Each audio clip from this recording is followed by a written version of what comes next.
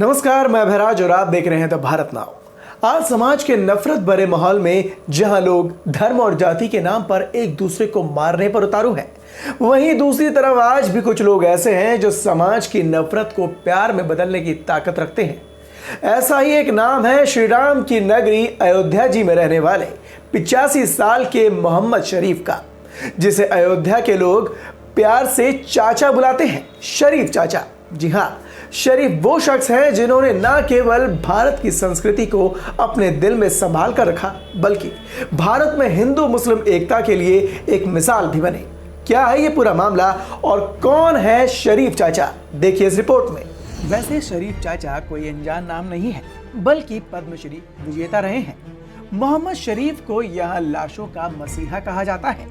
ये लगभग 28 साल से सरयू तट पर 25,000 से ज्यादा लावारिस लाशों का विधि विधान से अंतिम संस्कार कर चुके हैं। इसके लिए मोहम्मद शरीफ को देश के पूर्व महामहिम राष्ट्रपति रामनाथ कोविंद ने पद्मश्री अवार्ड से सम्मानित भी किया था। मर्यादा पुरुषोत्तम श्री राम की नगरी में रहने वाले चाचा मोहम्मद शरीफ श्री राम के आदर्शों पर चलते रहे हैं और समाज के लोगों से अपील करते हैं कि उन्हें भी अपने माँ बाप बुजुर्गों की इज्जत करनी चाहिए और समाज सेवा करनी चाहिए।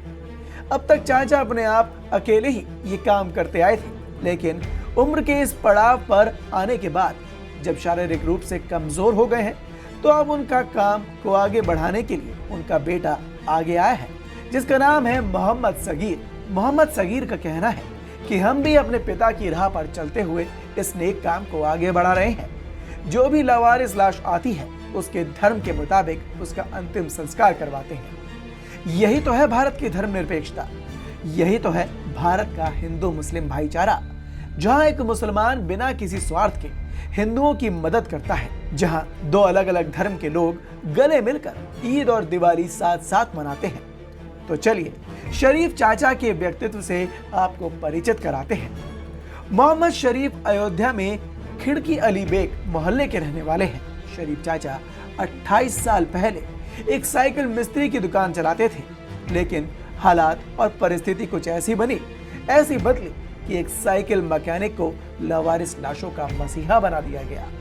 उन्होंने कभी जाति और धर्म के बंधन को नहीं माना, सभी लावारिस लाशों का उनके धर्म के मुताबिक अंतिम संस्कार किया। लेकिन ऐसा क्या हुआ कि एक साधारण साइकिल मैकेनिक लाशों का मसीहा बन गया? इसके पीछे भी एक दर्दनाक कहानी है।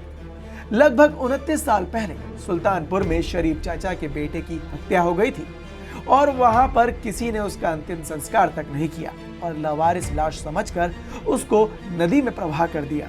तभी से शरीफ चाचा ने कसम खाई थी कि अयोध्या और फैजाबाद में कोई भी लाश लावारिस नहीं जाएगी, चाहे हिंदू हो या मुस्लिम, सबका अंतिम संस्कार विधि विधान से करेंगे।